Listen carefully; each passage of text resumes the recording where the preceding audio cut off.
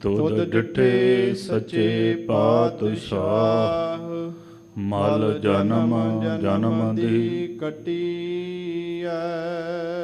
ਸਤਨਾਮ ਸ੍ਰੀ ਵਾਹਿਗੁਰੂ ਸਾਹਿਬ ਜੀ। ਸਲੋਕ ਮਹੱਲਾ ਚੌਥਾ। ਅੰਤਰ ਅਗਿਆਨ ਭਈ ਮਤ ਮਧਿਮ, ਸਤ ਗੁਰ ਕੀ ਪ੍ਰਤੀਤ ਨਾਹੀ। ਅੰਦਰ ਕਪਟ ਸਭ ਕਪਟੋ ਕਰ ਜਾਣੈ, ਕਪਟੇ ਖਪੇ ਖਪਾਹੀ।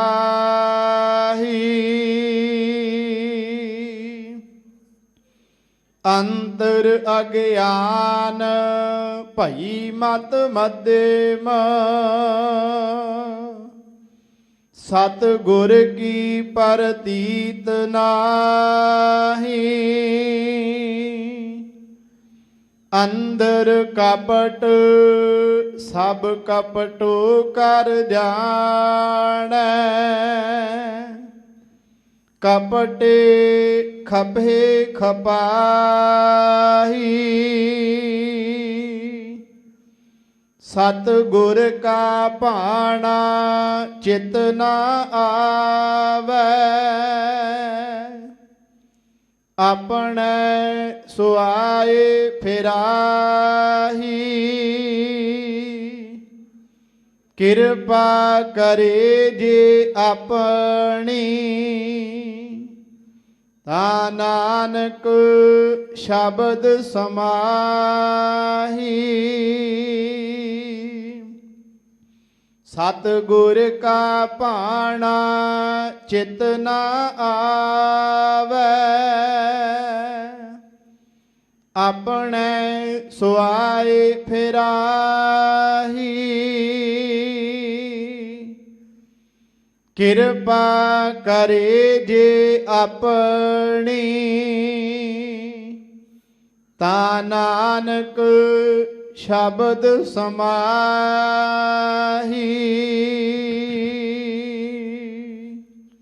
ਵਾਹਿਗੁਰੂ ਜੀ ਕਾ ਖਾਲਸਾ, ਵਾਹਿਗੁਰੂ ਜੀ ਕੀ ਫਤਿਹ। ਸਤਿਗੁਰੂ ਸਾਹਿਬ ਜੀ ਦੇ ਸਾਜੇ ਨਵਾਜੇ ਗੁਰੂ ਰੂਪ ਖਾਲਸਾ ਸਾਧ ਸੰਗਤ ਜੀਓ, ਵਡਭਾਗੇ ਹਾਂ ਜਿਨ੍ਹਾਂ ਨੂੰ ਸਤਿਗੁਰੂ ਸਾਹਿਬ ਜੀ ਦੇ ਪਾਵਨ ਹਜ਼ੂਰ ਸਬਾਏਮਾਨ ਹੋਣ ਦਾ ਸੁਭਾਗਾ ਸਮਾਂ ਪ੍ਰਾਪਤ ਹੋਇਆ ਹੈ।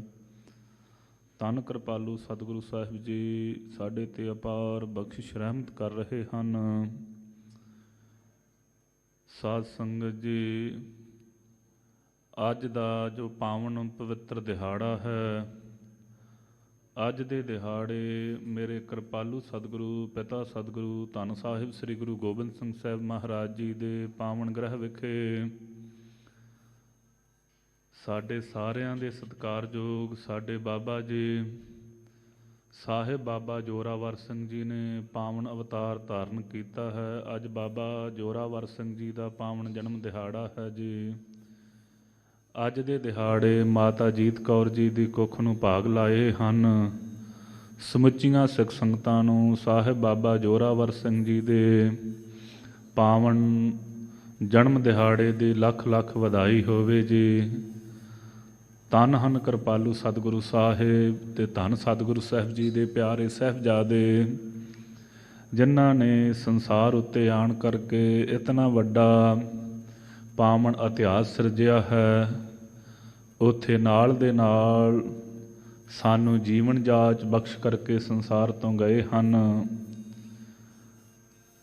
ਖਾਲਸਾ ਜੀਓ, ਆਪਾਂ ਅਨੇਕਾਂ ਘਟਨਾਵਾਂ ਗੁਰੂ ਇਤਿਹਾਸ ਵਿੱਚੋਂ ਪੜ੍ਹਦੇ ਹਾਂ।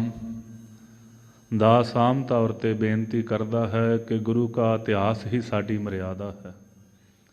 ਸਾਹਿਬ ਬਾਬਾ ਜੋਰਾਵਰ ਸਿੰਘ ਜੀ, ਜਿਨ੍ਹਾਂ ਦਾ ਆਪਾਂ ਪਾਵਨ ਪਵਿੱਤਰ ਇਤਿਹਾਸ ਪੜ੍ਹੀਏ, ਤੇ ਸਾਹਿਬ ਬਾਬਾ ਜ਼ੋਰਾਵਰ ਸਿੰਘ ਜੀ ਦੇ ਪਾਵਨ ਇਤਿਹਾਸ ਵਿੱਚੋਂ ਇੱਕ ਕਥਾ ਬੜੀ ਸੁੰਦਰ ਸਾਨੂੰ ਸਰਵਣ ਕਰਨ ਵਾਸਤੇ, ਪੜ੍ਹਨ ਵਾਸਤੇ ਮਿਲੇਗੀ। ਮਹਾਂਪੁਰਖਾਂ ਨੇ ਇਸ ਕਥਾ ਦਾ ਜ਼ਿਕਰ ਕੀਤਾ ਹੈ ਕਿ ਜਿਸ ਸਮੇਂ ਸਾਹਿਬ ਬਾਬਾ ਜ਼ੋਰਾਵਰ ਸਿੰਘ ਜੀ ਅਜੇ ਬਾਲਕ ਅਵਸਥਾ ਵਿੱਚ ਹਨ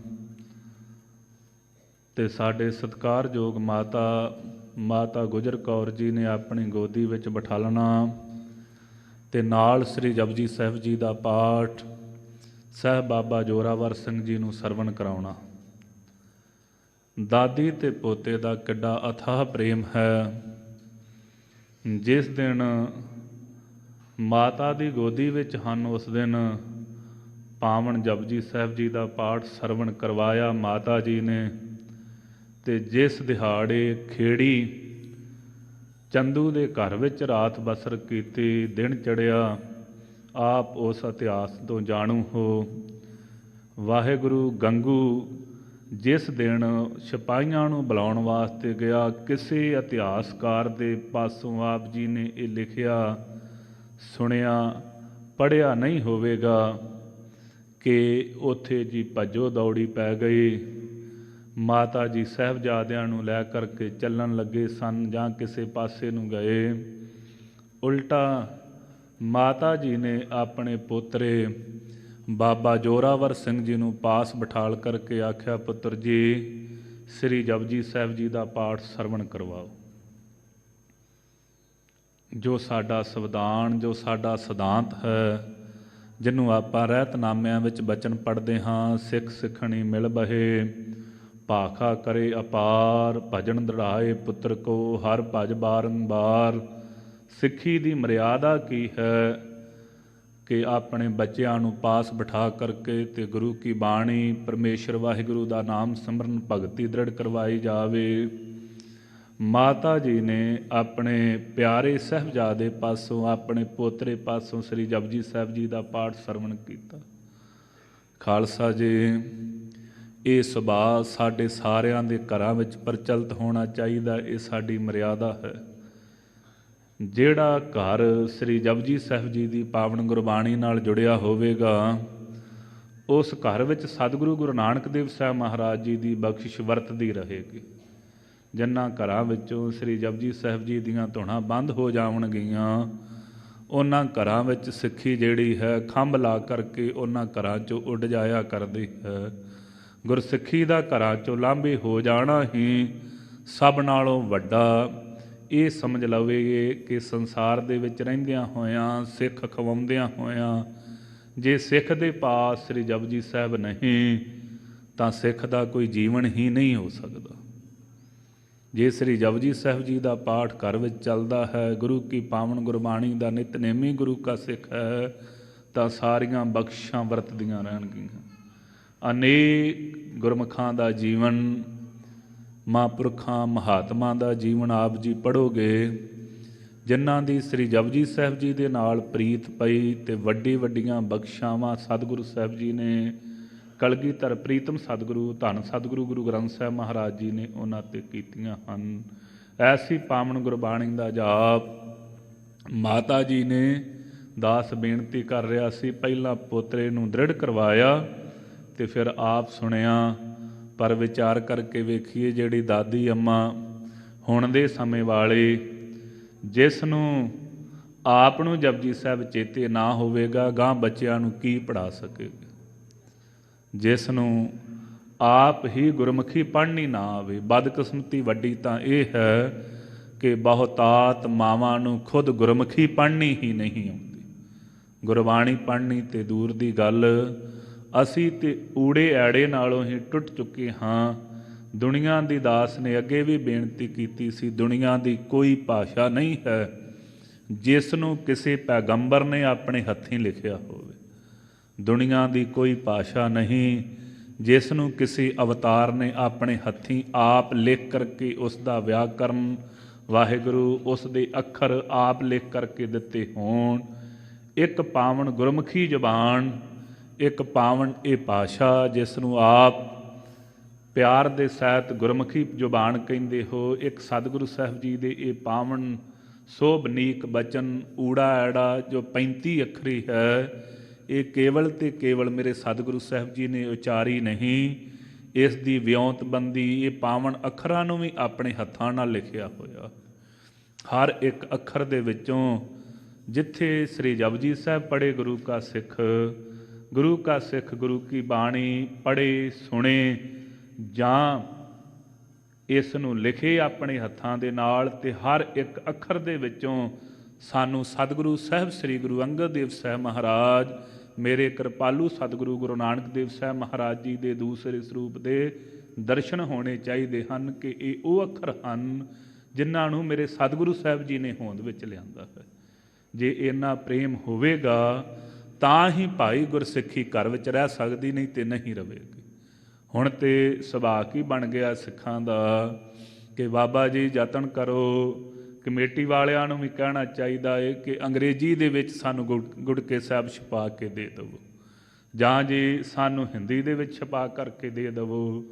ਗੁਰੂ ਕੇ ਸਿੱਖੋ, ਜਿਹੜਾ ਸਿੱਖ ਆਪਣੀ ਜ਼ਬਾਨ ਹੀ ਨਹੀਂ ਸਿੱਖ ਸਕਦਾ, ਠੀਕ ਹੈ ਗੁਰੂ ਕੀ ਬਾਣੀ ਦਾ ਮੈਂ ਇਹ ਨਹੀਂ ਕਹਿੰਦਾ, ਹੋਰ ਭਾਸ਼ਾਵਾਂ ਵਿੱਚ ਗੁਰੂ ਕੀ ਬਾਣੀ ਲਿਖੀ ਜਾਣੀ ਚਾਹੀਦੀ ਹੈ, ਪਰ ਉਸ ਮੁਲਕ ਦੇ ਲੋਕਾਂ ਵਾਸਤੇ ਪੜ੍ਹਨ ਲਈ। ਜੇ ਸਿੱਖਾਂ ਦੇ ਘਰ ਜੰਮ ਕੇ, ਪੰਜਾਬ ਦੀ ਧਰਤੀ 'ਤੇ ਜੰਮ ਕੇ, ਜਾਂ ਪੰਜਾਬੀਆਂ ਦੇ ਘਰ ਵਿੱਚ ਜੰਮ ਕਰਕੇ ਜੇ ਗੁਰੂ ਕੀ ਬਾਣੀ ਪੜ੍ਹਨੀ ਨਹੀਂ ਆਉਂਦੀ, ਤੇ ਇਹ ਮੰਨ ਲਈਏ ਕਿ ਅਸੀਂ ਵੱਡੇ ਬਦਕਿਸਮਤ ਹਾਂ। ਇਹ ਜਾਣ ਲਈਏ ਕਿ ਅਸੀਂ ਆਪਣੇ ਵਡੇਰਿਆਂ ਦਾ ਇਤਿਹਾਸ ਪੜ੍ਹਿਆ ਤੇ ਸੁਣਿਆ ਤੇ ਕੀ ਅਸੀਂ ਭੋਰਾ ਜਿੰਨੇ ਵੀ ਉਹ ਤੋਂ ਜਾਣੂ ਨਹੀਂ ਹਾਂ। ਜੇ ਸਾਨੂੰ ਇਹ ਚੇਤੇ ਹੋਵੇਗਾ ਕਿ ਸਾਡੇ ਵਡੇਰਿਆਂ ਨੇ, ਜਿਨ੍ਹਾਂ ਦੇ ਆਪਾਂ ਜਨਮ ਦਿਹਾੜੇ ਮਨਾਉਂਦੇ ਹਾਂ, ਜਿਨ੍ਹਾਂ ਨੂੰ ਸਜਦੇ ਕਰਦੇ ਹਾਂ, ਜਿਸ ਥਾਂ 'ਤੇ ਜਾ ਕਰਕੇ ਲੋਕੀ ਕੁਲਕਲਾਹਟ ਪਾ ਦਿੰਦੇ ਹਨ। ਆਮ ਤੌਰ 'ਤੇ ਵੇਖੀਏ, ਜੇ ਕੋਈ ਕਿਸੇ ਵਾਸਤੇ ਕਚਹਿਰੀ ਤੋਂ ਜਾਂ ਥਾਣੇ ਤੋਂ ਪੁਲਿਸ ਲੈਣ ਗਿਆ ਹੋਵੇ ਤੇ ਦੂਸਰੇ ਘਰ ਵਿੱਚ ਭਾਜੜਾਂ ਪਈਆਂ ਹੁੰਦੀਆਂ ਹਨ। ਜਿਹੜੀ ਸ੍ਰੀ ਜਪਜੀ ਸਾਹਿਬ ਜੀ ਦੀ ਪਾਵਨ ਗੁਰਬਾਣੀ ਕਿੱਡੀ ਬਖਸ਼ਿਸ਼ ਵਾਲੀ ਹੋਵੇਗੀ। ਕਿਸੇ ਦੇ ਘਰ ਵਿੱਚ ਸੁਭਾਏਮਾਨ ਹਨ, ਜਿਸ ਦੇ ਘਰ ਵਿੱਚ ਬੈਠੇ ਹੋਏ ਹਨ, ਉਹ ਜਾ ਕਰਕੇ ਪੁਲਿਸ ਲੈਣ ਗਿਆ ਹੈ ਥਾਣੇ ਤੋਂ, ਤੇ ਧੰਨ ਸਤਿਗੁਰੂ ਸਾਹਿਬ ਜੀ ਦੇ ਸਾਡੇ ਸਤਿਕਾਰਯੋਗ ਦਾਦੀ ਮਾਤਾ ਜੀ, ਮਾਤਾ ਗੁਜਰ ਕੌਰ ਜੀ, ਆਪਣੇ ਸਾਹਿਬਜ਼ਾਦਿਆਂ ਦੇ ਪਾਸੋਂ, ਆਪਣੇ ਪੋਤਰਿਆਂ ਦੇ ਪਾਸੋਂ ਪਾਵਨ ਗੁਰਬਾਣੀ ਸ੍ਰੀ ਜਪਜੀ ਸਾਹਿਬ ਜੀ ਦਾ ਪਾਠ ਸਰਵਣ ਕਰ ਰਹੇ। ਇਹ ਸ੍ਰੀ ਜਪਜੀ ਸਾਹਿਬ ਜੀ ਦਾ ਪਾਠ ਹੈ ਜਿਹੜਾ ਹਿਰਦੇ ਨੂੰ ਇੰਨਾ ਵੱਡਾ ਧੀਰਜ ਦੇ ਸਕਦਾ ਹੈ।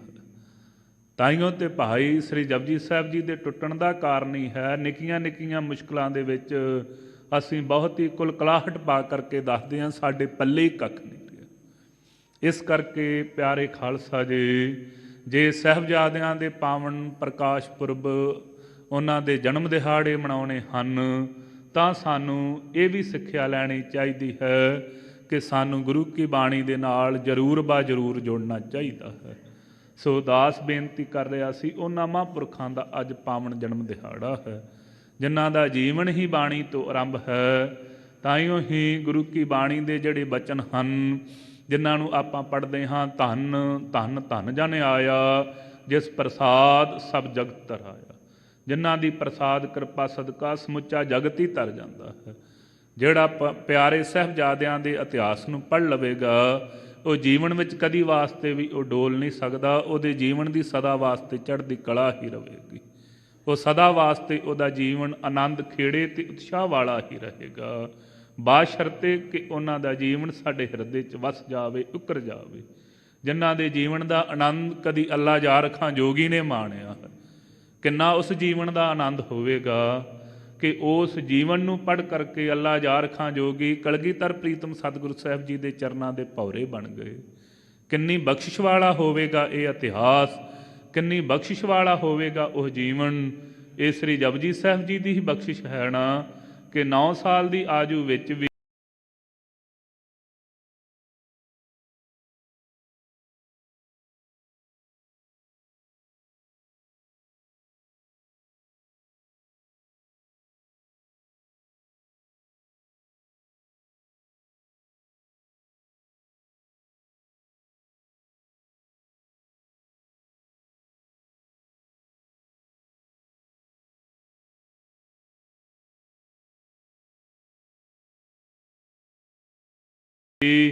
ਪਾਈ ਗੁਰਸਿੱਖੀ ਕਦਾ ਚਿੱਤ ਵੀ ਤਿਆਗੀ ਨਹੀਂ ਹੈ। ਭੋਰਾ ਜਿੰਨਾ ਵੀ ਹੁਣ ਤੇ ਬਹੁਤਾਤ ਮਾਵਾਂ ਨੂੰ ਇਹੋ ਹੀ ਚਿੰਤਾ ਲੱਗੀ ਹੋਈ ਹੈ ਕਿ ਜੂੜਾ ਕਿਵੇਂ ਕਰਨਾ, ਕੇਸ ਬੱਚੇ ਦੇ ਕਤਲ ਕਰਵਾ ਦੇਵੋ। ਧੰਨ ਹਨ ਸਾਡੇ ਵਡੇਰੇ, ਸਾਡੇ ਬਾਬੇ। ਦੁਨੀਆ ਦੀ ਕਿਸੇ ਵੀ ਇਤਿਹਾਸਿਕ ਤਵਾਰੀਖ ਵਿੱਚੋਂ ਕਿਸੇ ਵੀ ਥਾਂ ਤੋਂ ਇਹ ਨਹੀਂ ਪੜ੍ਹੋਗੇ ਕਿ 9 ਸਾਲ ਦੇ ਤੇ 7 ਸਾਲ ਦੇ ਕਿਸੇ ਬਾਲਕ ਦੇ ਨਾਮ ਨਾਲ ਬਾਬਾ ਲੱਗਾ ਹੋਵੇ, ਬਜ਼ੁਰਗ ਲੱਗਾ ਹੋਵੇ। ਇਹ ਆਪਣਾ ਹੀ ਪਾਵਨ ਇਤਿਹਾਸ ਹੈ, ਇਹਨਾਂ ਮਹਾਂਪੁਰਖਾਂ ਦਾ ਹੀ ਪਾਵਨ ਇਤਿਹਾਸ ਹੈ, ਜਿਨ੍ਹਾਂ ਦੇ ਇਤਿਹਾਸ ਵਿੱਚ ਤੁਸੀਂ ਆਪਾਂ ਕਹਿੰਦੇ ਸਾਹਿਬ ਬਾਬਾ ਅਜੀਤ ਸਿੰਘ ਜੀ, ਸਾਹਿਬ ਬਾਬਾ ਜੁਝਾਰ ਸਿੰਘ ਜੀ, ਸਾਹਿਬ ਬਾਬਾ ਜੋਰਾਵਰ ਸਿੰਘ ਜੀ, ਸਾਹਿਬ ਬਾਬਾ ਫਤਿਹ ਸਿੰਘ ਜੀ। ਇਹ ਬਾਬੇ ਤਾਂ ਹਨ ਕਿ ਵੱਡਾ ਇਤਿਹਾਸ ਸੰਸਾਰ 'ਤੇ ਸਿਰਜ ਕਰਕੇ ਗਏ ਹਨ। ਨਾ ਤੇ ਪਹਿਲਾਂ ਹੀ ਐਸਾ ਕਿਸੇ ਨੇ ਇਤਿਹਾਸ ਬਣਾਇਆ ਹੈ, ਨਾ ਗਾਹਾਂ ਨੂੰ ਕੋਈ ਬਣਾ ਸਕਦਾ। ਇਹੋ ਜਿਹਾ ਇਤਿਹਾਸ ਕੋਈ ਸਿਰਜ ਹੀ ਨਹੀਂ ਸਕਦਾ ਜੋ ਕਲਗੀਧਰ ਪ੍ਰੀਤਮ ਸਤਿਗੁਰੂ ਸਾਹਿਬ ਜੀ ਦੇ ਪਾਵਨ ਸਾਹਿਬਜ਼ਾਦਿਆਂ ਨੇ ਸਿਰਜਿਆ। ਸਿੱਖੀ ਤਿਆਗਣੀ ਨਹੀਂ ਗੁਰੂ ਕਿਆ ਸਿੱਖਾ। ਸੋ ਟਕੇ ਟਕੇ ਦੀਆਂ ਸਰਦਾਰੀਆਂ ਜਾਂ ਕਿਸੇ ਦੇ ਘਰ ਦੇ ਕੰਮ ਕਰਨ ਵਾਸਤੇ ਸਿੱਖੀ ਤਿਆਗਣੀ ਤੇ ਦੂਰ ਦੀ ਗੱਲ, ਕੋਈ ਰਾਜ ਭਾਗ ਵੀ ਦਿੰਦਾ ਹੋਵੇ ਤਾਂ ਕਰਕੇ ਵੀ ਇਹ ਸਿੱਖੀ ਤਿਆਗੀ ਨਹੀਂ ਜਾ ਸਕਦੀ। ਐਸੇ ਪੂਰਨੇ ਪਾ ਕਰਕੇ ਗਏ ਹਨ। ਉਹਨਾਂ ਮਹਾਂਪੁਰਖਾਂ ਦਾ ਪਾਵਨ ਜਨਮ ਦਿਹਾੜਾ ਸਮੁੱਚੀ ਕੌਮ ਨੂੰ, ਸਮੁੱਚੇ ਖਾਲਸਾ ਪੰਥ, ਸਾਰੇ ਨਾਨਕ ਨਾਮ ਲੇਵਾ ਸਿੱਖਾਂ ਨੂੰ ਭਾਈ ਮੁੜ ਤੋਂ ਲੱਖ ਲੱਖ ਵਧਾਈ ਹੋਵੇ। ਬੇਨਤੀ ਕਰੀਏ ਸਤਿਗੁਰੂ ਸਾਹਿਬ ਜੀ, ਜੋ ਆਪ ਜੀ ਨੇ ਬਖਸ਼ਿਸ਼ ਆਪਣੇ ਪਾਵਨ ਸਾਹਿਬਜ਼ਾਦਿਆਂ 'ਤੇ ਕੀਤੀ ਹੈ, ਕਲਗੀਧਰ ਪਾਤਸ਼ਾਹ, ਅਸੀਂ ਵੀ ਆਪ ਜੀ ਦੇ ਪੁੱਤਰ, ਆਪ ਜੀ ਨੇ ਬਖਸ਼ਿਸ਼ ਕੀਤੀ ਹੈ। ਭਾਵੇਂ ਨਾਮ ਧਰੀਕ ਹਾਂ ਪਰ ਹਾਂ ਤੇ ਆਪ ਦੇ ਨਾਂ। ਜਿੱਥੇ ਵੀ ਸੰਸਾਰ 'ਚ ਵਿਚਰਦੇ ਹਾਂ ਲੋਕ ਆਪ ਜੀ ਦੇ ਜਾਣ ਕਰਕੇ ਮੰਨਦੀ ਹੈ। ਆਪ ਜੀ ਨੇ ਬਖਸ਼ਿਸ਼ ਜੋ ਕੀਤੀ ਹੈ ਕਿ ਜਿਸ ਦਿਹਾੜੇ ਦਾ ਇਹਨਾਂ ਰਗਾਂ 'ਚੋਂ ਆਪ ਜੀ ਦੀ ਬਖਸ਼ਿਸ਼ ਸਦਕਾ ਇਹ ਅੰਮ੍ਰਿਤ ਪਾਨ ਕੀਤਾ, ਇਹ ਹੇਠਾਂ ਨੂੰ ਉਤਰ ਗਿਆ ਹੈ। ਭਾਵੇਂ ਮੇਰੀ ਕਰਤੂਤ ਕਿਰਪਾਲੂ ਸਤਿਗੁਰੂ ਸਾਹਿਬ ਜੀ ਇੰਨੀ ਵੱਡੀ ਨਹੀਂ ਹੈ, ਪਰ ਗੁਰਦੇਵ ਦੁਨੀਆ ਦੇ ਲੋਕ ਤੇ ਆਪ ਜੀ ਦਾ ਹੀ ਜਾਣ ਕਰਕੇ ਮੰਨਦੀ ਹੈ। ਇਹ ਨਹੀਂ ਕਹਿੰਦੇ ਕਿ ਓਨੀ ਵੱਡੀ ਬਖਸ਼ਿਸ਼ ਨਹੀਂ ਮਹਾਰਾਜ ਜੋ ਉਹਨਾਂ ਤੇ ਦਿਆਲਤਾ ਆਪ ਜੀ ਨੇ ਕੀਤੀ ਹੈ। ਸੋ ਬਾਬਾ ਜੀ, ਬਾਬਾ ਜੋਰਾਵਰ ਸਿੰਘ ਜੀ, ਆਪ ਜੀ ਦੇ ਚਰਨਾਂ 'ਚ ਬੇਨਤੀ ਹੈ ਕਿਤੇ ਕਣਕਾ ਪਰ ਉਹ ਜਿਹੜੀ ਸਿੱਖੀ ਹੈ ਸਾਡੇ ਹਿਰਦੇ 'ਚ ਵਸ ਜਾਵੇ ਤੇ ਫਿਰ ਇਹ ਬਖਸ਼ਿਸ਼ ਜੋ ਸੋ ਸਤਿਗੁਰੂ ਸਾਹਿਬ ਜੀ ਦੀ ਪਾਵਨ ਗੁਰਬਾਣੀ 'ਚ ਹੈ ਕਿ ਕਣਕਾ ਏਕ ਜਿਸ ਜੀ ਬਸਾਵੈ ਤਾਂ ਕਿ ਮਹਿਮਾ ਗਣੀ ਨਾ ਆਵੇ। ਜੇ ਇੱਕ ਕਣਕਾ ਪਰ ਵੀ ਉਹ ਵਾਲੀ ਸਿੱਖੀ ਮੇਰੇ ਵਰਗੇ ਗਰੀਬ ਦੇ ਹਿਰਦੇ ਵਿੱਚ ਵਸ ਜਾਵੇ ਕਿਰਪਾਲੂ ਜੀ, ਤੇ ਮਹਿਮਾ ਤੇ ਨਹੀਂ ਚਾਹੀਦੀ ਭਾਵੇਂ ਬਹੁਤੀ ਸੰਸਾਰ 'ਚ, ਪਰ ਫਿਰ ਇਸ ਗੱਲੋਂ ਸੁਖਾਲੇ ਹੋ ਕਰਕੇ ਜਾਵਾਂਗੇ ਕਿ ਹੁਣ ਸਾਨੂੰ ਆਗਾਂ ਗਿਆ ਹੋਇਆਂ ਨੂੰ ਪ੍ਰਲੋਕ ਵਿੱਚ ਕੋਈ ਧੱਕੇ ਮਾਰ ਕੇ ਬਾਹਰ ਨਹੀਂ ਕੱਢੇਗਾ। ਇਹ ਜ਼ਰੂਰ ਜਾਣੇਗਾ ਕਿ ਇਹ ਗੁਰੂ ਕਾ ਸਿੱਖ ਹੈ। ਇਹ ਬੇਨਤੀ ਕਰੀਏ ਤਾਂ ਉਹਨਾਂ ਦਾ ਜਨਮ ਦਿਹਾੜਾ ਮਨਾਇਆ ਸਫਲਾ ਹੈ। ਹੁਣ ਜੋ ਕਿਰਪਾਲੂ ਸਤਿਗੁਰੂ ਸਾਹਿਬ ਜੀ ਨੇ ਅੱਜ ਦੇ ਦਿਹਾੜੇ ਧੰਨ ਸੋ ਗੁਰੂ ਰਾਮਦਾਸ ਮਹਾਰਾਜ ਜੀ ਦੇ ਪਾਵਨ ਦਰਬਾਰ ਸੱਚਖੰਡ ਸ੍ਰੀ ਹਰਿਮੰਦਰ ਸਾਹਿਬ ਜੀ ਤੋਂ ਬਖਸ਼ਿਸ਼ ਕੀਤੀ ਹੈ ਪਾਵਨ ਹੁਕਮਨਾਮੇ ਰੂਪ ਵਿੱਚ, ਜੋ ਕਿਰਪਾਲੂ ਸਤਿਗੁਰੂ ਸਾਡੇ ਤੇ ਕਿਰਪਾ ਕਰ ਰਹੇ ਹਨ। ਆਓ ਮਨ ਚਿੱਤ ਬਿਰਤੀਆਂ ਨੂੰ ਇਕਾਗਰ ਕਰਕੇ ਸਰਵਣ ਕਰੀਏ ਜੀ। ਸਤਨਾਮ ਸ੍ਰੀ ਵਾਹਿਗੁਰੂ ਸਾਹਿਬ ਜੀ। ਸਲੋਕ ਮਹੱਲਾ ਚੌਥਾ। ਅੰਤਰ ਅਗਿਆਨ ਭਈ ਮਤ ਮਧਿਮ, ਸਤਿਗੁਰ ਕੀ ਪ੍ਰਤੀਤ ਨਾਹੀ।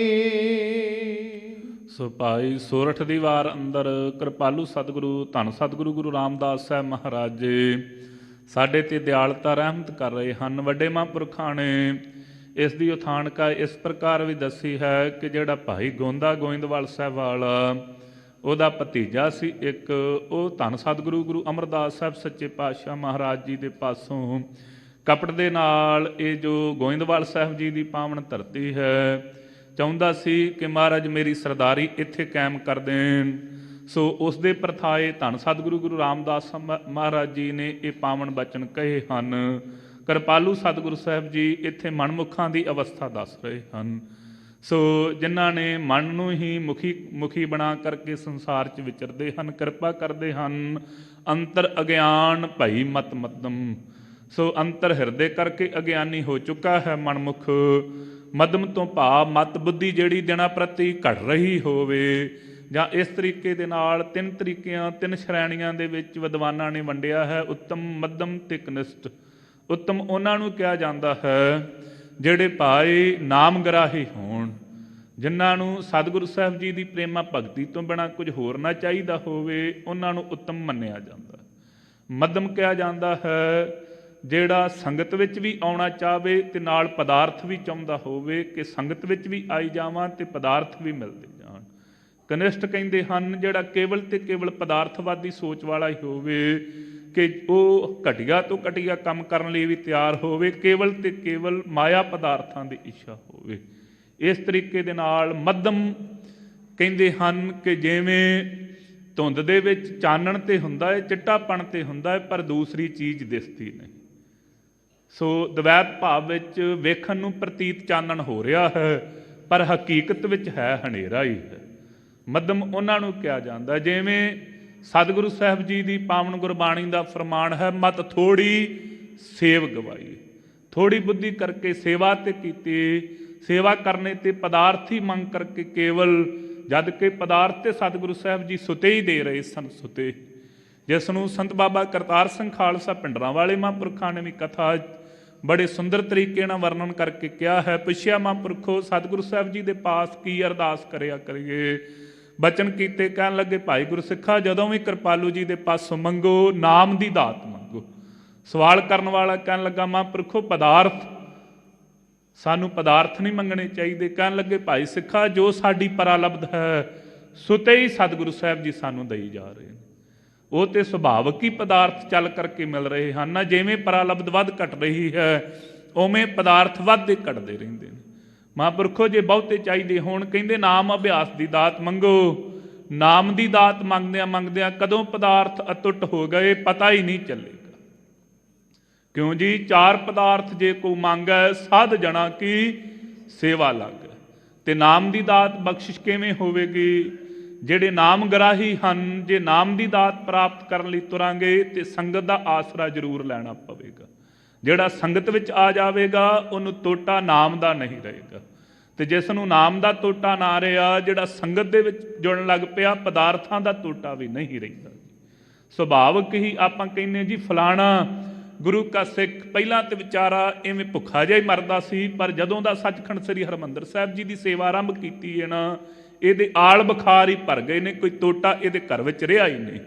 ਉਸ ਦਾ ਕਾਰਨ ਹੈ ਗੁਰੂ ਪਿਆਰੇ ਖਾਲਸਾ ਜੀ, ਤੋਟਾ ਮੇਰੇ ਸਤਿਗੁਰੂ ਸਾਹਿਬ ਜੀ ਰਹਿਣ ਹੀ ਕੋਈ ਨਹੀਂ ਦਿੰਦੇ।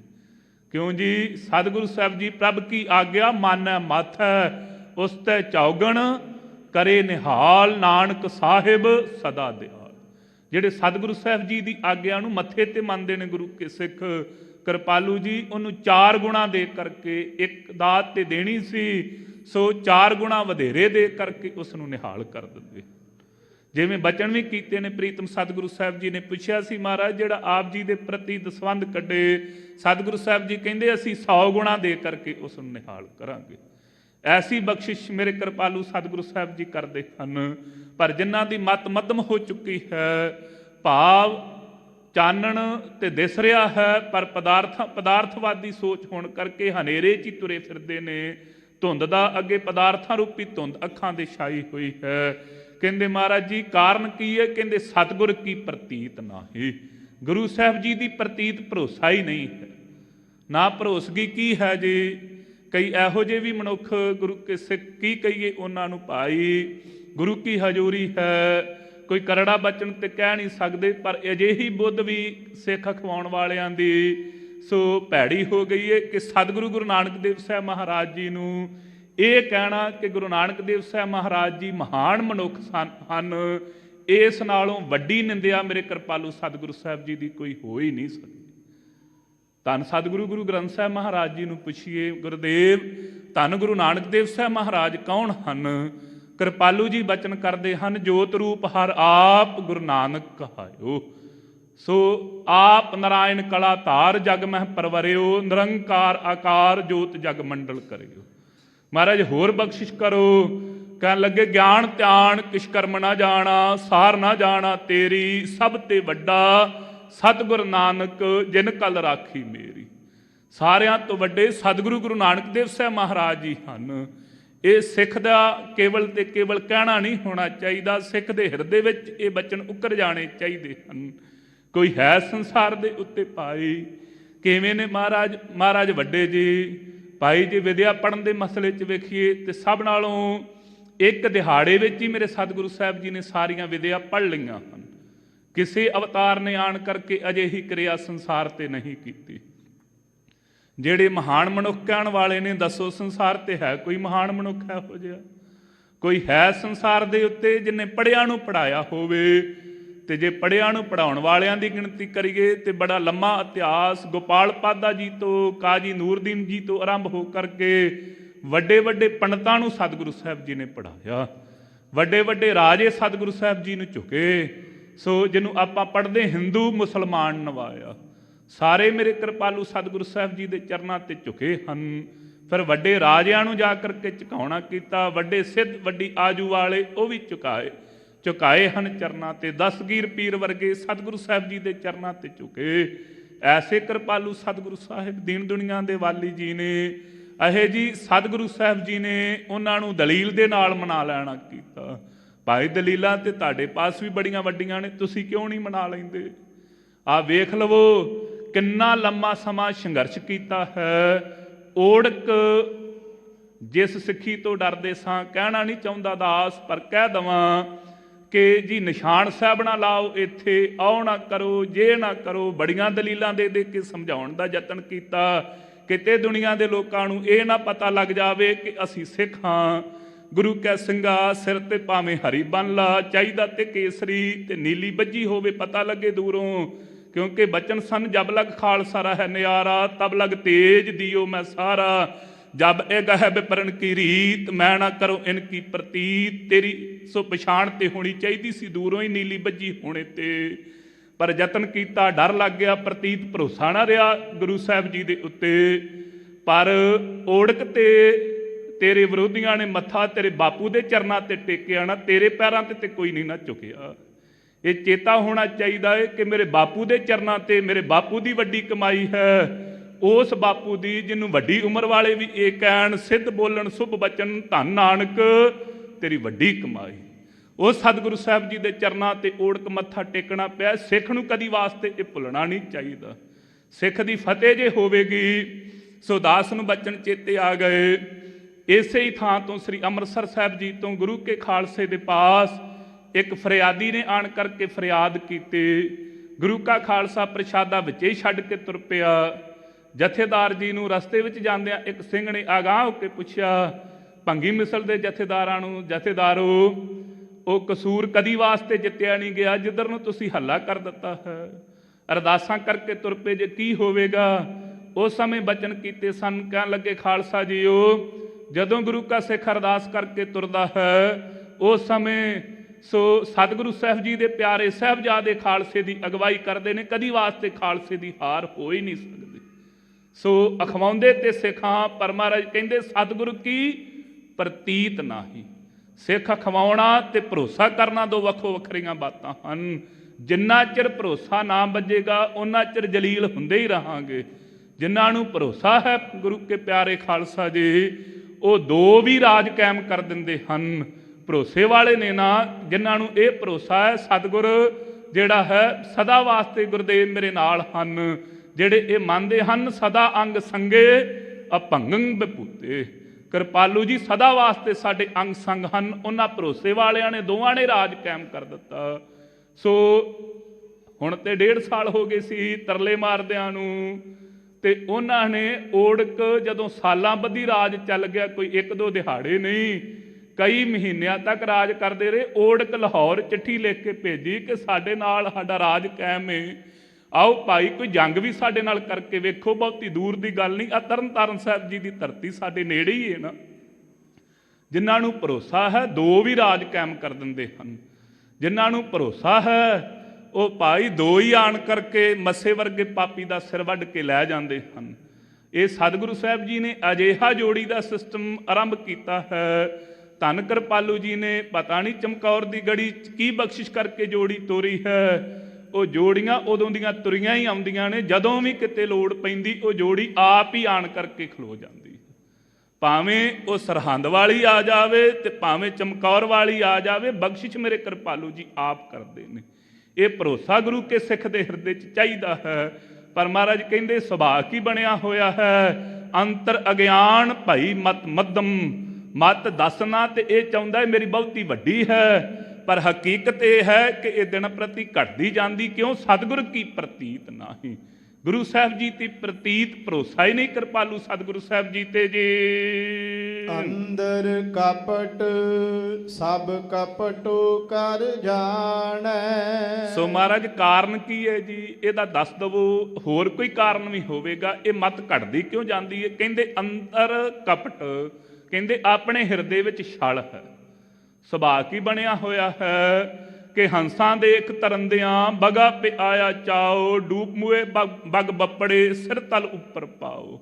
ਹੰਸਾਂ ਨੂੰ ਤਰਦਿਆਂ ਵੇਖ ਕਰਕੇ ਪਾਣੀ 'ਚ ਬਗਲੇ ਦਾ ਵੀ ਚਿੱਤ ਕੀਤਾ, ਮੈਂ ਵੀ ਤਾਰੀ ਲਾ ਕੇ ਵੇਖਾਂ ਭਲਾ ਪਾਰ ਹੋਇਆ ਜਾਂਦਾ ਤੇ ਨਹੀਂ। ਰੰਗ ਮੇਰਾ ਵੀ ਚਿੱਟਾ ਹੈ, ਵੇਖ ਖੰਭ ਮੇਰੇ ਵੀ ਹਨ, ਪਰ ਜਦੋਂ ਤਾਰੀ ਲਾਉਣ ਦਾ ਯਤਨ ਕੀਤਾ ਬਗਲਾ ਤੇ ਵਿਚਾਰਾ ਬਗਲਾ ਹੀ ਸੀ ਨਾ, ਓੜ ਕੇ ਡੁੱਬ ਗਿਆ। ਇਵੇਂ ਹੀ ਪਤੰਗਿਆਂ ਨੂੰ ਵੇਖ ਕਰਕੇ, ਪਤੰਗਿਆਂ ਦਾ ਸਰੀਰ ਵੇਖਿਆ, ਟੱਡਿਆਂ ਦੇ ਚਿੱਤ 'ਚ ਵੀ ਉਤਸ਼ਾਹ ਪੈਦਾ ਹੋ ਗਿਆ ਕਿ ਅਸੀਂ ਵੀ ਪਤੰਗੇ ਅਖਵਾ ਸਕਦੇ ਹਾਂ। ਪਤੰਗਿਆਂ ਨਾਲ ਜਾ ਕੇ ਲੜਾਈਆਂ ਸ਼ੁਰੂ ਕਰ ਦਿੱਤੀਆਂ। ਕਹਿਣ ਲੱਗਾ ਪਤੰਗਿਓ ਬਹਿ ਜਾਓ ਟਿਕ ਕਰਕੇ, ਜਿਹੋ ਜੇ ਤੁਸੀਂ ਉਹੋ ਜੇ ਅਸੀਂ, ਤੁਹਾਡੇ ਤੇ ਸਾਡੇ ਵਿੱਚ ਫਰਕ ਕੀ ਹੈ? ਕਈ ਪੁੱਛਦੇ ਜੀ ਤੁਸੀਂ ਬੜਾ ਕਰੜਾ ਬੋਲਦੇ ਜੇ। ਸੋ ਆ ਜਿਹੜੇ ਅਕਾਲੀ ਨੇ, ਆ ਜਿਹੜੇ ਸਿੱਖ ਨੇ, ਇਹ ਕਿਸੇ ਨੂੰ ਲਾਗੇ ਨਹੀਂ ਬਹਿਣ ਦਿੰਦੇ। ਕਾਰਨ ਕੀ ਹੈ ਜੀ? ਤੁਸੀਂ ਕਰੜਾ ਕੇ ਬਹੁਤਾ ਬੋਲਦੇ ਹੋ, ਉਹਦਾ ਕਾਰਨ ਹੈ ਭਾਈ ਕਰੜੇ ਨਹੀਂ ਬੋਲਦੇ। ਮਾਣ ਹੈ ਕਿ ਅਸੀਂ ਗੁਰੂ ਕੇ ਸਿੰਘ ਹਾਂ, ਇਹ ਕਰੜਾਪੁਣਾ ਨਹੀਂ ਹੈ। ਹਾਂ ਅਸੀਂ ਵੀ ਤੁਹਾਡੇ ਵਰਗੇ ਹੀ ਹਾਂ, ਵੇਖੋ ਅਸੀਂ ਗੁਰੂ ਨਾਨਕ ਕੇ ਸਿੱਖ ਨਹੀਂ। ਸੋ ਇਸੇ ਤਰੀਕੇ ਦੀ ਕਥਾ ਸੁਣਾਉਂਦੇ ਨੇ ਕਿ ਪਤੰਗੇ ਨੂੰ ਜਾ ਕੇ ਟੱਡੇ ਨੇ ਘੇਰ ਲਿਆ। ਕਹਿਣ ਲੱਗਾ ਓਏ ਪਤੰਗਿਆ ਤੇਰੇ ਤੇ ਮੇਰੇ 'ਚ ਫਰਕ ਕੀ? ਵੇਖ ਉਹੋ ਜਿਹਾ ਮੈਂ ਉਹੋ ਜਿਹਾ ਤੂੰ। ਦੁਨੀਆ ਦੇ ਲੋਕ ਕਿਉਂ ਕਹਿੰਦੇ ਪਤੰਗੇ ਦਾ ਪ੍ਰੇਮ ਬੜਾ ਸੱਚਾ ਤੇ ਮੇਰਾ ਝੂਠਾ? ਕਹਿਣ ਲੱਗੇ ਭਰਾਵਾ ਇਵੇਂ ਪਤਾ ਨਹੀਂ ਲੱਗਣਾ। ਕਹਿੰਦਾ ਪਤਾ ਲਾਉਣ ਲਈ ਮੁਕਾਬਲਾ ਕਰ ਲੈਂਦੇ ਆਪਾਂ, ਮੁਕਾਬਲਾ ਕਰਕੇ ਵੇਖ ਲਾ। ਕਹਿੰਦੇ ਚੰਗਾ ਭਾਈ ਮੁਕਾਬਲਾ ਕਰ ਲੈਂਦੇ। ਕਹਿੰਦੇ ਉਹ ਜਿਹੜਾ ਲਾਗ ਦਾ ਘਰ ਹੈ ਨਾ, ਜਾ ਉੱਥੇ ਜਾ ਕੇ ਵੇਖ ਕੇ ਆ ਦੀਵਾ ਜਗਦਾ। ਕਹਿੰਦਾ ਐਵੇਂ ਨਹੀਂ, ਤੂੰ ਨਾਲ ਚੱਲ। ਕਹਿੰਦਾ ਫਿਰ ਮੈਂ ਨਾਲ ਚਲਾ ਗਿਆ ਤੇ ਇਹ ਫੈਸਲਾ ਹੋਣਾ ਨਹੀਂ। ਕਹਿੰਦੇ ਠੀਕ ਹੈ। ਕਹਿੰਦੇ ਆਪਣੇ ਨਿਆਣੇ ਨੂੰ ਘੱਲ ਦੇ, ਮੁੰਡਾ ਆਪਣਾ ਨਾਲ ਘੱਲ ਦੇ। ਕਹਿੰਦਾ ਆਹ ਬਾਤ ਵਧੀਆ। ਕਹਿੰਦੇ ਮੇਰਾ ਕਾਕਾ ਨਾਲ ਲੈ ਜਾ। ਦੂਜੇ ਪਤੰਗੇ ਨੂੰ ਨਾਲ ਲੈ ਕੇ ਉੱਡਿਆ। ਬੜੀ ਛੇਤੀ ਨਾਲ ਟੱਡਾ ਵਾਪਸ ਆਣ ਕੇ ਕਹਿਣ ਲੱਗਾ ਹਾਂ ਭਾਈ ਜਗਦਾ ਸੀ ਉੱਥੇ ਦੀਵਾ। ਸੋ ਮਨ 'ਚ ਵਿਚਾਰ ਕਰਨ ਲੱਗਾ। ਕਹਿੰਦਾ ਅੱਛਾ ਦੀਵਾ ਜਗਦਾ? ਕਹਿੰਦੇ ਬੈਠ ਮੈਂ ਵੀ ਆਉਣਾ।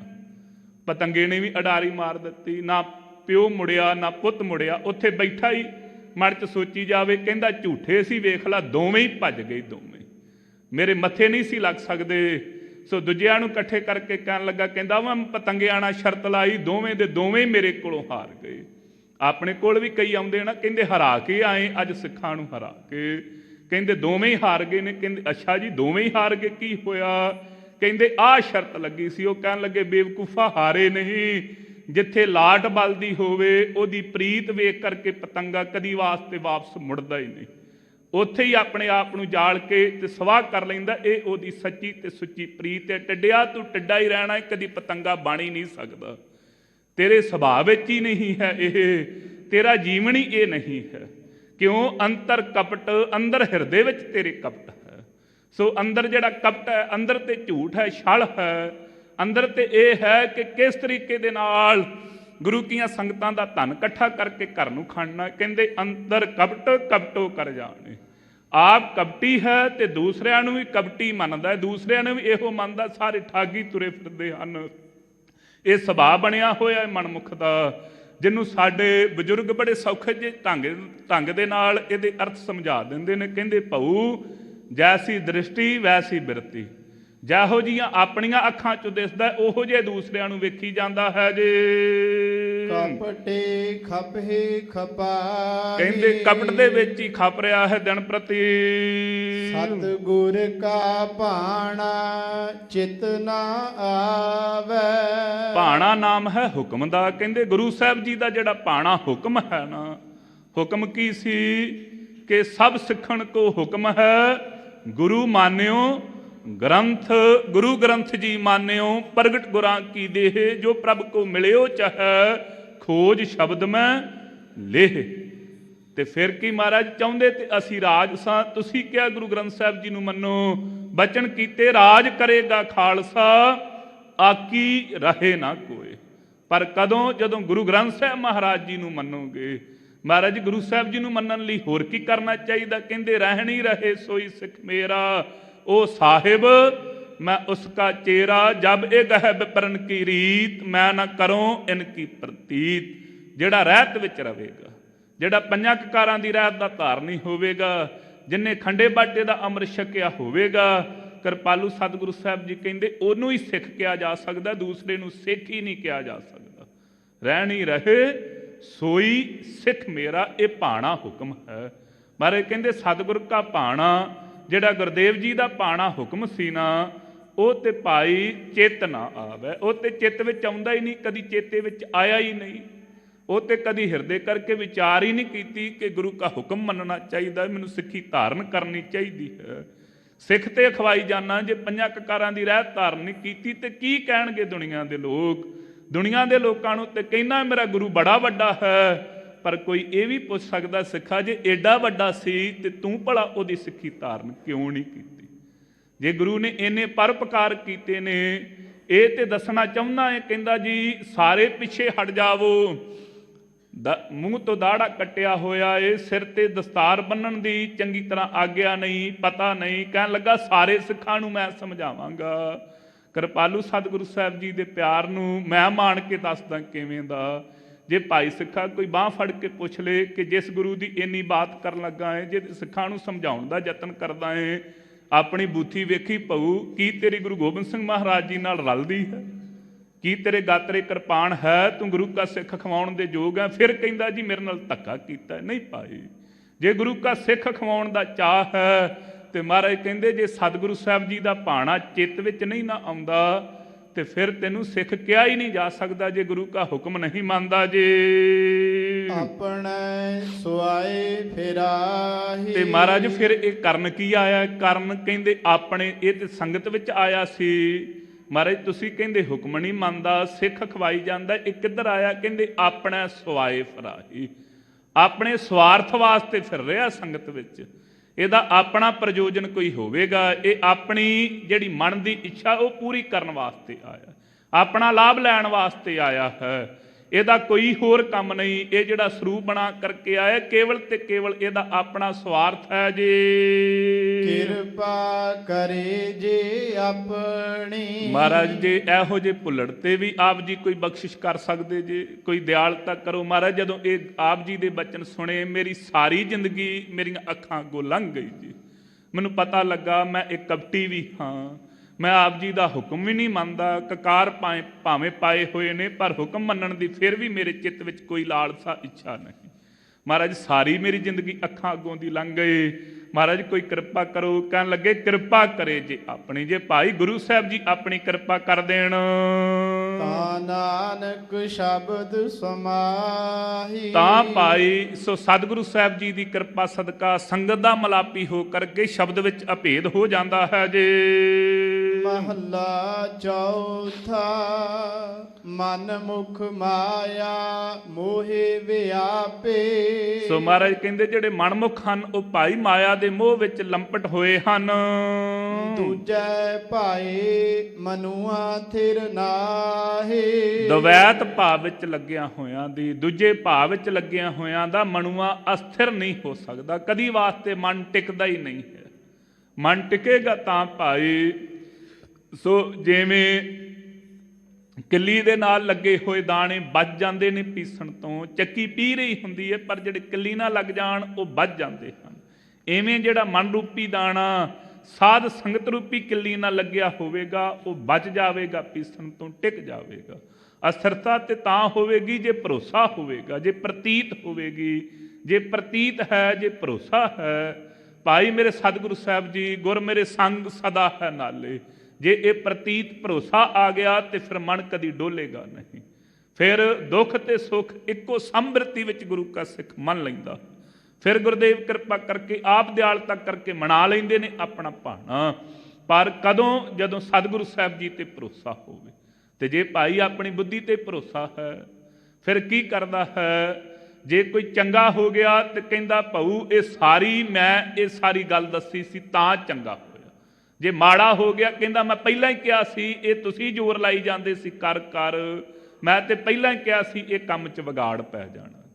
ਮਨੁਆ ਥਿਰ ਨਹੀਂ ਹੈ, ਕਦੀ ਵਾਸਤੇ ਮਨ ਦੀ ਕਲਪਨਾ ਮਿਟਦੀ ਨਹੀਂ। ਪਰ ਜੇ ਗੁਰੂ ਕੇ ਸਿੱਖ ਦੇ ਅੰਦਰ ਪ੍ਰਤੀਤ ਭਰੋਸਾ ਹੈ ਫਿਰ ਭਾਈ ਜਿਹੜੇ ਵੀ ਕਾਰਜ ਨੂੰ ਗਿਆ ਜੋ ਕੁਛ ਕੀਆ ਸੋ ਹਰਿ ਕੀਆ, ਇਹ ਅਵਸਥਾ ਬਣ ਜਾਂਦੀ ਹੈ ਜੀ। ਆਨ ਦਿਨ ਜਲਤ ਰਹੇ ਦਿਨ ਰਾਤੀ।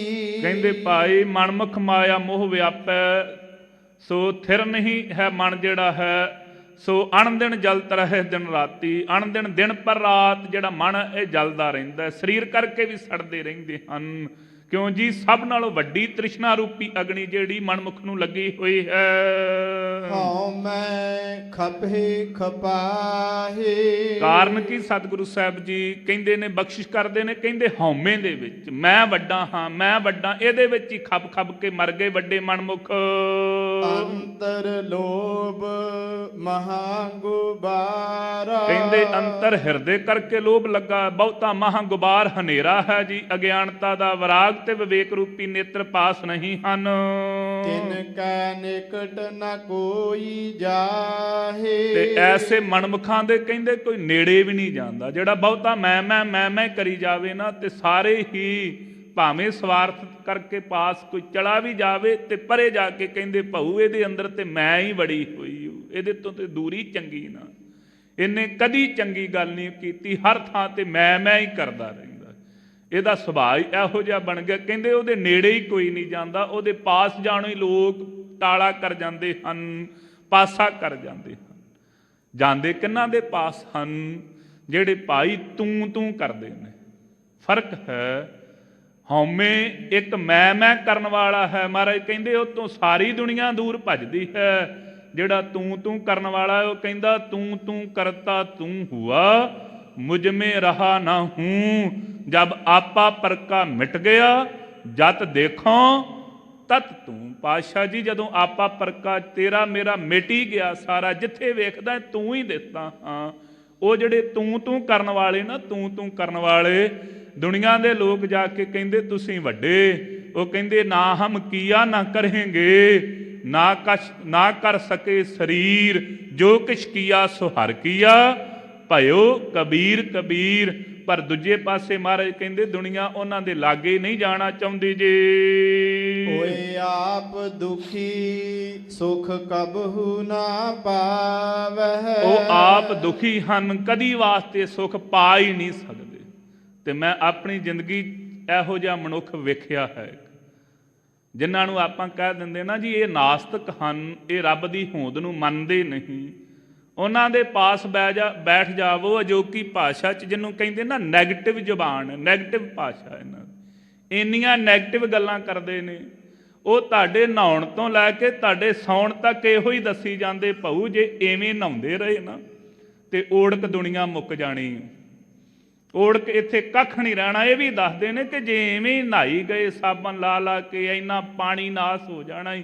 ਕਦੀ ਸ਼ਰਧਾ ਤੇ ਭਾਵਨਾ ਵਾਲੀ ਗੱਲ ਹੀ ਨਹੀਂ ਭਾਊ। ਜੇ ਐਵੇਂ ਪਾਣੀ ਪੀ ਗਏ ਤੇ ਲੋਕ ਤਾਂ ਵੀ ਇਹਨਾਂ ਦਾ ਬੇੜਾ ਗਰਕ ਹੋ ਜਾਣਾ। ਇਹੋ ਹੀ ਜ਼ਬਾਨ।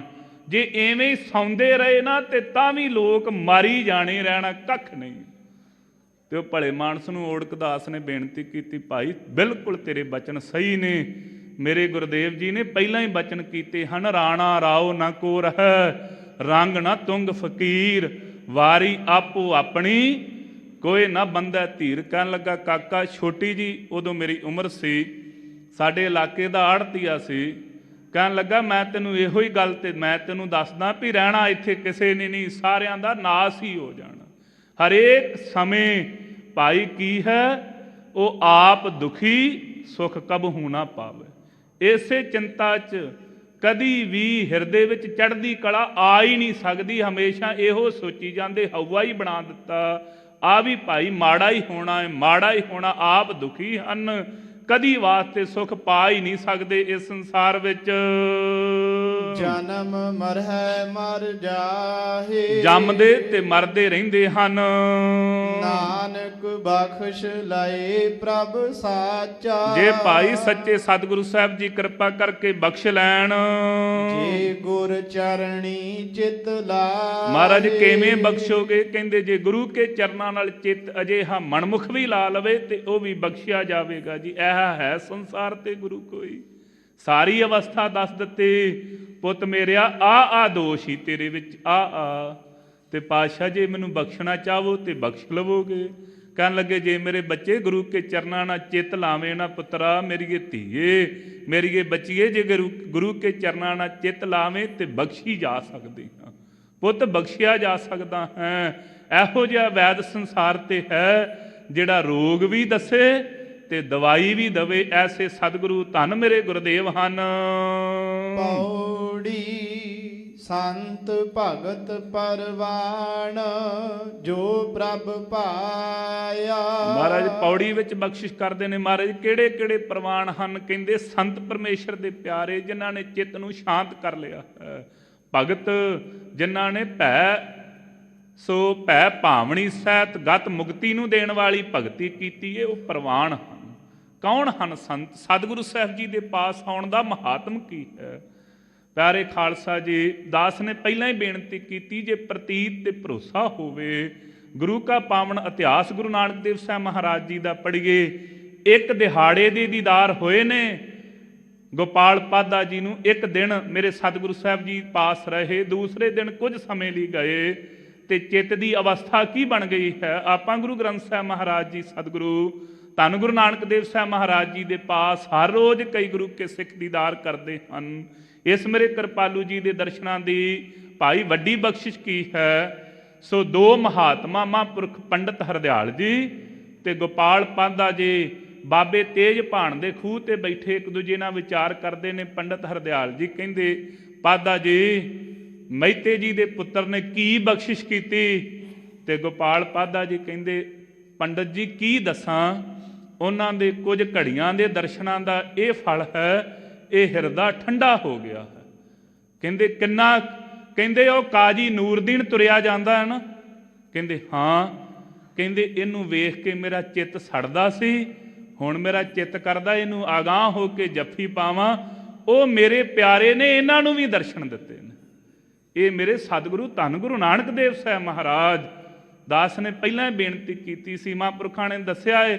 ਕਹਿੰਦੇ ਗੁਰੂ ਸਾਹਿਬ ਜੀ ਨੂੰ ਮਹਾਨ ਮਨੁੱਖ ਕਹਿਣਾ ਐਵੇਂ ਹੈ ਜਿਵੇਂ ਆਪਾਂ ਗੁਰਬਾਣੀ 'ਚ ਪੜ੍ਹਦੇ, ਤੂੰ ਸੁਲਤਾਨ ਕਹਾਂ ਹੋ ਮੀਆਂ ਤੇਰੀ ਕਵਣ ਵਡਾਈ। ਮਹਾਰਾਜ ਜਿਵੇਂ ਸੁਲਤਾਨ ਨੂੰ ਕੋਈ ਇਹ ਕਹਿ ਦੇਵੇ ਕਿ ਆਓ ਮੀਆਂ ਜੀ ਬੈਠ ਜਾਵੋ, ਇਹ ਸੁਲਤਾਨ ਦੀ ਨਿੰਦਿਆ ਹੈ, ਵਡਿਆਈ ਨਹੀਂ ਹੈ। ਮੇਰੇ ਸਤਿਗੁਰੂ ਸਾਹਿਬ ਜੀ ਦੇ ਇੱਕ ਦਿਹਾੜੇ ਦੀਦਾਰ ਦੀ ਕਥਾ ਭਾਈ ਵੀਰ ਸਿੰਘ ਜੀ ਨੇ ਲਿਖੀ ਹੈ। ਕਹਿੰਦੇ ਗੋਪਾਲ ਪਾਦਾ ਜੀ ਕਹਿੰਦੇ ਮੇਰਾ ਚਿੱਤ ਕਰਦਾ ਕਾਜੀ ਨੂਰਦੀਨ ਨੂੰ ਆਗਾਹ ਹੋ ਕੇ ਜੱਫੀ ਪਾ ਲਓ। ਆਵਾਜ਼ ਮਾਰ ਲਈ, ਕਾਜੀ ਇੱਥੇ ਹੀ ਆ ਜਾ। ਪੰਡਤੋ ਬ੍ਰਾਹਮਣੋ ਤੁਹਾਡੇ ਲਾਗੇ ਬਹਿ ਕੇ ਮੈਨੂੰ ਤੁਸੀਂ ਦੂਰ ਨਾ ਧਕੇਲਿਓ। ਕਹਿੰਦੇ ਤੂੰ ਕਾਫਰ ਕਵੇਂਗਾ? ਕਹਿੰਦੇ ਉਹ ਗੱਲਾਂ ਆਈਆਂ ਗਈਆਂ ਜਿੱਦਣ ਦੇ ਨਾਨਕ ਦੇ ਦਰਸ਼ਨ ਹੋਏ ਨੇ। ਗੁਰਦੇਵ ਗੁਰੂ ਨਾਨਕ ਦੇਵ ਸਾਹਿਬ ਮਹਾਰਾਜ ਜੀ ਨੇ ਕਿਰਪਾ ਕੀਤੀ ਹੈ, ਮਹਿਤਾ ਜੀ ਦੇ ਪੁੱਤਰ ਦੇ ਦੀਦਾਰ ਹੋਏ ਨੇ। ਉਸ ਦਿਨ ਦੀਆਂ ਇਹ ਗੱਲਾਂ ਮਨ ਚੋਂ ਨਿਕਲ ਗਈਆਂ। ਐਵੇਂ ਨਹੀਂ ਬਚਨ ਭਾਈ ਗੁਰਦਾਸ ਜੀ ਨੇ ਲਿਖੇ, ਹਿੰਦੂ ਮੁਸਲਮਾਨ ਨਵਾਇਆ। ਉਹ ਹਨ ਸੰਤ ਜਿਨ੍ਹਾਂ ਨੂੰ ਇੱਕ ਦਿਹਾੜੇ ਦੇ ਦੀਦਾਰ ਨੇ ਹੀ ਹਿਰਦੇ ਵਿੱਚ ਸ਼ਾਂਤੀ ਪ੍ਰਗਟ ਕਰ ਦਿੱਤੀ ਹੈ। ਉਹ ਸਾਰੇ ਪ੍ਰਵਾਨ ਹਨ ਜੋ ਪ੍ਰਭ ਭਾਇਆ, ਜਿਹੜੇ ਮੇਰੇ ਮਹਾਰਾਜ ਧੰਨ ਸਤਿਗੁਰੂ ਗੁਰੂ ਨਾਨਕ ਦੇਵ ਸਾਹਿਬ ਜੀ ਨੂੰ ਭਾ ਗਏ ਹਨ। ਸਈ ਬੇਚਖਣ ਜੰਤ ਜਿਨੀ ਹਰ ਹਰ ਧਿਆਇਆ। ਕਹਿੰਦੇ ਉਹਨਾਂ ਨੂੰ ਭਾਈ ਉਹੋ ਹੀ ਜੰਤ ਸੋ ਸ੍ਰੇਸ਼ਟ ਹਨ, ਚਤਰ ਹਨ। ਚਖ ਨਾਮ ਹੁੰਦਾ ਨੇਤਰਾਂ ਦਾ, ਉਹਨਾਂ ਦੇ ਬਾਅਦ ਸ੍ਰੇਸ਼ਟ ਕਰਕੇ ਨੇਤਰ ਹਨ ਵਿਰਾਗ ਤੇ ਵਿਵੇਕ ਰੂਪੀ, ਜਿਨ੍ਹਾਂ ਨੇ ਭਾਈ ਹਰੀ ਪਰਮੇਸ਼ਰ ਨੂੰ ਧਿਆਉਣਾ ਕੀਤਾ ਹੈ। ਅੰਮ੍ਰਿਤ ਨਾਮ ਨਿਦਾਨ ਭੋਜਨ ਖਾਇਆ। ਸੋ ਉਹਨਾਂ ਨੇ ਨਾਮ ਰੂਪੀ ਨਿਧਾਨ ਜੋ ਖਜ਼ਾਨਾ ਹੈ ਨਾਮ ਮੁੱਕਣ ਵਾਲਾ, ਇਹ ਭੋਜਨ ਰੂਪ ਵਿੱਚ ਅੰਮ੍ਰਿਤ ਛਕਣਾ ਕੀਤਾ ਹੈ ਜੀ। ਸੰਤ ਜਨਾ ਕੀ ਧੂਰ ਮਸਤਕ ਲਾਇਆ। ਇਹ ਬਖਸ਼ਿਸ਼ ਕਿੱਥੋਂ ਹੋਈ? ਕਹਿੰਦੇ ਉਹਨਾਂ ਨੇ ਸੰਤ ਪਰਮੇਸ਼ਰ ਵਾਹਿਗੁਰੂ ਦੇ ਪਿਆਰਿਆਂ ਦੀ ਧੂੜੀ ਮੱਥੇ ਨੂੰ ਲਾਈ ਹੈ ਜੀ। ਨਾਨਕ ਭਏ ਪੁਨੀਤ ਹਰ ਤੀਰਥ ਨਾਇਆ। ਕਹਿੰਦੇ ਭਾਈ ਉਹ ਪਨੀਤ ਹੋ ਗਏ ਨੇ ਜਦੋਂ ਹਰੀ ਸਿਮਰਨ ਪਰਮੇਸ਼ਰ ਵਾਹਿਗੁਰੂ ਦੇ ਨਾਮ ਰੂਪੀ ਤੀਰਥ ਦੀ ਡੁਬਕੀ ਲਾਈ ਹੈ। ਉਹ ਪਨੀਤ ਹੋ ਗਏ ਨੇ, ਪਵਿੱਤਰ ਪਵਿੱਤਰ ਪਵਿੱਤਰ ਪਨੀਤ। ਸੋ ਉਹਨਾਂ ਤੇ ਇਹ ਬਖਸ਼ਿਸ਼ ਹੋ ਗਈ। 3 ਵਾਰੀ ਪਵਿੱਤਰ ਕਹੀਏ ਤੇ ਇੱਕ ਪਨੀਤ ਬਣਦਾ ਹੈ। ਜਦੋਂ ਸੱਚਖੰਡ ਸ੍ਰੀ ਹਰਿਮੰਦਰ ਸਾਹਿਬ ਸਰੋਵਰ 'ਚ ਆਣ ਕਰਕੇ ਇਸ ਮਹਾਨ ਤੀਰਥ ਉੱਤੇ ਟੁੱਬੀ ਲਾਈ, ਕਹਿੰਦੇ ਪਨੀਤ ਹੋ ਗਏ। ਇਹ ਬਖਸ਼ਿਸ਼ ਸਤਿਗੁਰੂ ਸਾਹਿਬ ਜੀ ਨੇ ਕੀਤੀ। ਜਦੋਂ ਸਤ ਸੰਗਤ ਰੂਪੀ ਸਰੋਵਰ ਤੇ ਆਣ ਕਰਕੇ ਟੁੱਬੀ ਲਾਈ, ਫਿਰ ਪਨੀਤ ਹੋ ਗਏ ਨੇ। ਇਹ ਬਖਸ਼ਿਸ਼ ਮੇਰੇ ਕਿਰਪਾਲੂ ਸਤਿਗੁਰੂ ਸਾਹਿਬ ਜੀ ਨੇ ਸਾਡੇ ਤੇ ਹੁਕਮਨਾਮੇ ਰੂਪ ਵਿੱਚ ਕੀਤੀ ਹੈ, ਦਿਆਲਤਾ ਕੀਤੀ ਹੈ। ਸਤਿਗੁਰੂ ਸਾਹਿਬ ਜੀ ਦੀ ਪਾਵਨ ਪਵਿੱਤਰ ਗੁਰਬਾਣੀ ਦੀ ਕਥਾ ਕਰਦੇ ਹਾਂ। ਸਤਿਗੁਰੂ ਸਾਹਿਬ ਜੀ ਦੇ ਪਿਆਰੇ ਸਾਹਿਬਜ਼ਾਦਿਆਂ ਦਾ ਇਤਿਹਾਸ ਕਹਿੰਦੇ ਹਾਂ। ਇੱਕ ਨਹੀਂ ਅਨੇਕ ਪ੍ਰਕਾਰ ਦੀਆਂ ਭੁੱਲਾਂ ਹੋਈਆਂ ਹਨ। ਸਤਿਗੁਰੂ ਸਾਹਿਬ ਤੇ ਗੁਰੂ ਕੀ ਸੰਗਤ ਬਖਸ਼ਣ ਯੋਗ ਹੈ, ਬਖਸ਼ ਲੈਣੀਆਂ ਜੀ। ਅਗਾਹ ਤੋਂ ਸਮਤ ਬਖਸ਼ਣੇ ਜੇ। ਸੰਤ ਜਨਾ ਕੀ ਧੂਰ ਮਸਤਕ ਲਾਇਆ, ਨਾਨਕ ਭਏ ਪੁਨੀਤ ਹਰ ਤੀਰਥ ਨਾਇਆ। ਵਾਹਿਗੁਰੂ ਜੀ ਕਾ ਖਾਲਸਾ, ਵਾਹਿਗੁਰੂ ਜੀ ਕੀ ਫਤਿਹ।